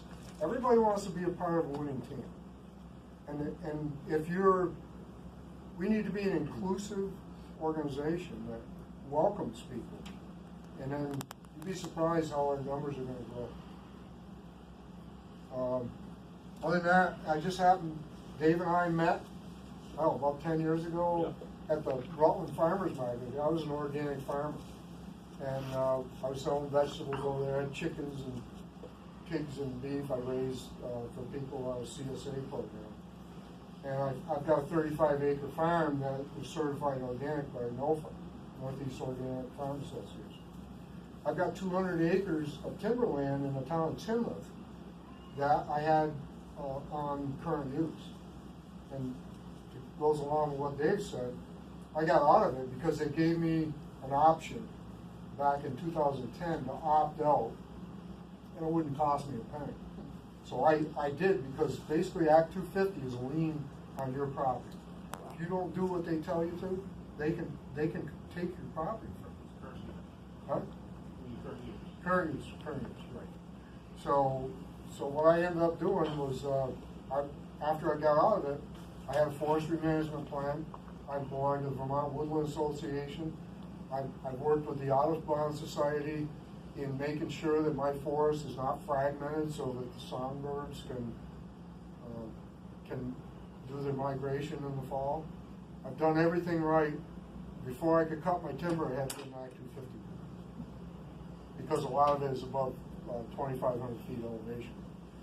Well, in the new Act 250, they've moved that elevation threshold down to 2,000 feet. So they continue to take more and more from us, and everybody's like, why don't you just go cut your timber and don't tell them about it? Because of Google Earth. They can tell by satellite if there's anything significant going on in your property. And it's not worth the headache to get. And then Irene washed out my timber rows.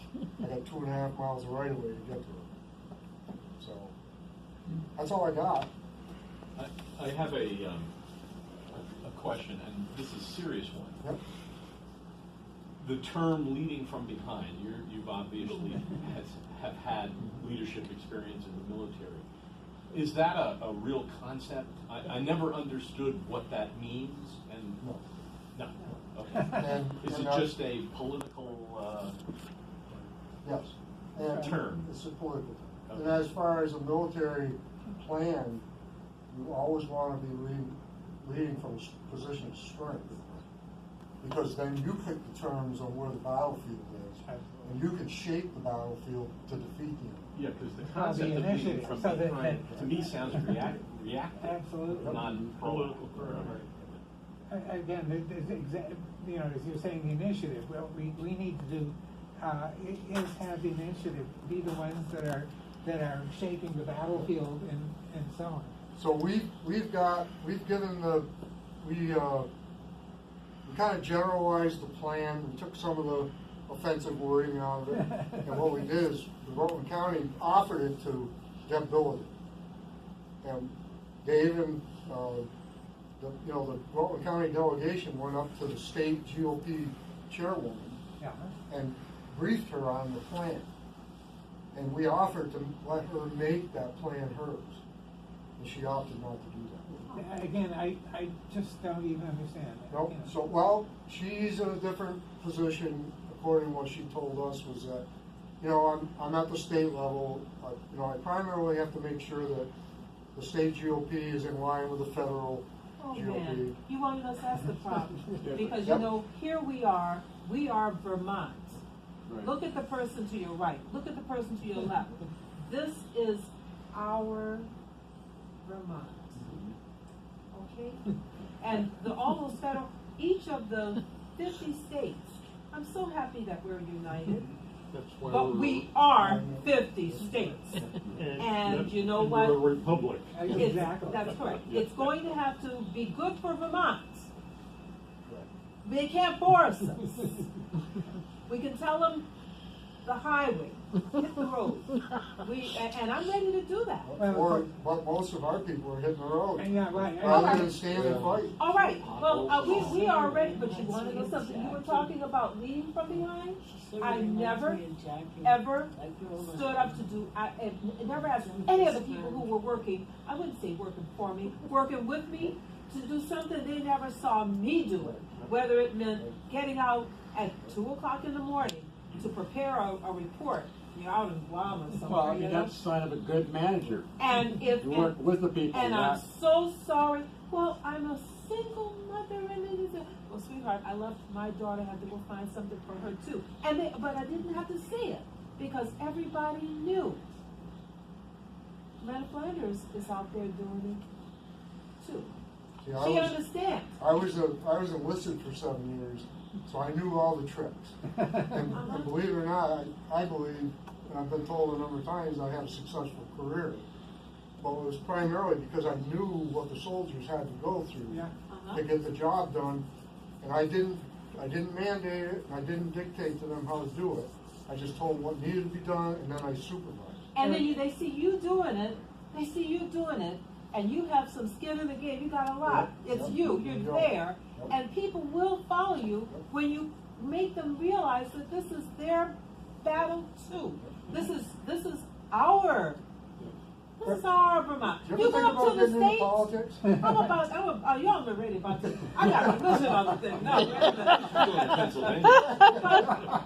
no. You're going to tell me you've gone up, we have elected you to some position, and you cannot stand up for the people of Vermont? Because you gotta come to some federal thing We are the silent majority. where we are We going are. to, Well, it's in our nature. co-opt people's brains. No, it's in our and their nature though. hearts. It's the Yankee way Got to it? be that silent majority. This is our Vermont. And I lied, the last thing I wanted to say Yeah. was, I grew up in the 60s. I skied at Killington. As a matter of fact, I'm an 8th generation Vermonter. Yeah. My great-great-grandparents owned a farm and passed it on down to my great-grandfather. Yeah. And they were part of the Underground Railroad Ah, back okay. in the day. Was this in Nutley County? Yep, in Rutland County. And where Killington Mountain is right now, my great-great-grandfather owned. So what- 1,800 acres. Okay, so what did the dear lady say about why she didn't want to take ownership of this wonderful package you were putting in I'm her sorry. lap? I got off subject. Basically, she's she's under attack from the governor. The governor and his the staff. governor of which state is that? We're trying to get rid of her. Yeah. The governor of which state? I think they're gonna put him in the Rhino House. at the Elected Washington governor, Zoo. right? But, Sister, we will see you Yep. in a few there years. you go. Or you won't. That's correct. That's what I'm talking about. All right? I'm gonna probably have Sorry, Deb. grab my right. That's what I'm talking about. Well, you gotta stand up to them. I mean, That's right. if And you're gonna people power always down, want- they're they gonna- want They're gonna to. walk all over. You have They to, you want have to- to work with the head of the party, and Phil Scott, unfortunately, is the head of the He's the de facto head of the Yeah. party, but we got no guidance. We don't have to live with that. We can move forward. Now, it was, let's see, he was a builder before governor. What was he doing? And was he, did he actually build anything? Was he? He had a contracting company, construction. And so And he was a racetrack. family member. I saw that. And he was worried that he didn't dare go back to the racetrack because he'd get beaten up by gun owners. That was So my finale is in the 60s when I used to ski pipe over Yeah. Killington I did too. as a kid. I did I too. learned how to ski at Green Mountain College. Yeah. The cars from New Jersey used to have a bumper sticker on that said, "Don't Jersey Vermont." I love I'm for it. that. Yep. I love it. And now they've Jersey Vermont, and Vermonters can't live here. No, I remember we had a race camp at Pico.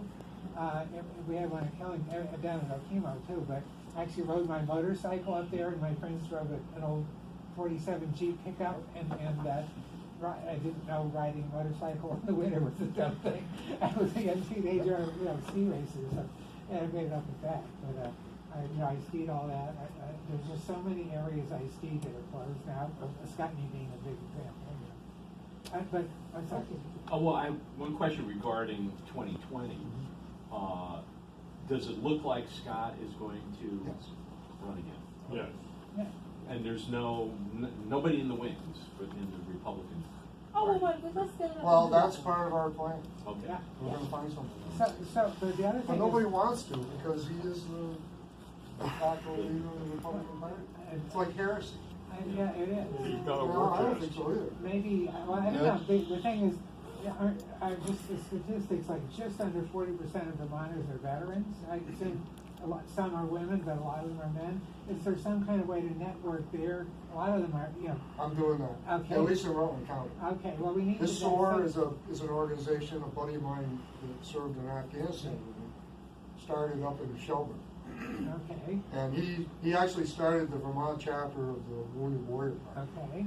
okay, I'm on the board of directors for the Dodge House in Rutland, okay. which is a rehab facility for homeless veterans. Wonderful, that is so And good. I'm a member of the VFW and 3 Legion posts, and I joined Yeah, because I want to be involved with it. yeah, it's funny that they have. But you'll find that most veterans, particularly the ones within the last 18-year war, Yeah. don't want to get involved. They've got to. What were they fighting for if they don't get involved? Are they? You know Dick Tracy? You know Dick Tracy? Yep. Okay. He moved to New Hampshire, and he would be perfect for a legislator. Yep. He said They're out there. They just don't. Conservatives don't want to get in the fight. Well, Gotta figure out a way to keep them here. Randy Gray and Mark Donka, when they ran, Yep. they went, approached Phil Scott and asked for his endorsement. Not only did he not say he would endorse him, he wouldn't even respond to him. Just ignored him completely. Of course, my wife's brother was a senior master chief in the Navy, you know, with command master chief, I'm sorry. Anyways, he ran for congressman down in North Carolina, I guess, and the party wouldn't help him either, you know, very conservative, but obviously a black Republican, you know, we just have to take the party back too, in that sense. So I was asked, are you going to run for Senate again? And I said, if that's what the party thinks I can best serve the party. Right. If you got somebody that's a better candidate, Yeah. let me know. I'll just keep doing what I'm doing. Well, again, yeah, the opposition, and of course these idiots in Montpelier are puppets. You know, the real, you know, the people behind, you know, Bernie Sanders obviously is not the brains of the outfit. It's probably Soros and probably Bloomberg and, you know, people like that have the money and the brains that run all this. You sort of think about an octopus with the tentacles going into the churches, the schools, the legislature, the towns. So we have to sort of just as sort of a counter. You know, that's why Afghanistan is such a good example. This is a counterinsurgency. You know, we have an insurgency in Vermont, and it literally is an insurgency. But just, you know, don't give up. Exactly. We have to keep forging ahead. Thank you. Thank you, Terry. All right, ladies and gentlemen, I'm going to leave you with a parting quote. Okay. Election days are the only days where the richest people in town and the poorest people in town have an equal voice. This was by a gentleman named Maynard Hendershot, a Vermonter, who lived from 1925 to 1989 with only an 8th grade education. But yet, he knew. Again, I know so many people like that. The smartest, most knowledgeable people I know never went to college. You know, as I say, Creighton, my dad, my grandfather, walking encyclopedias. You know, whereas I could find, I'm sure we could find some graduates from Middlebury and UVM that think the Earth's going to end in 12 years. You know? Well, that's all I have for today. I really And thank you all for coming. Spread the word. The next meeting hopefully will be at Junction. What's the date of that? We're not quite settled yet because we still haven't found a location. Hopefully Terry can get me a location today. Is that in Vermont still? It's borderline, right before Burlington. Yes.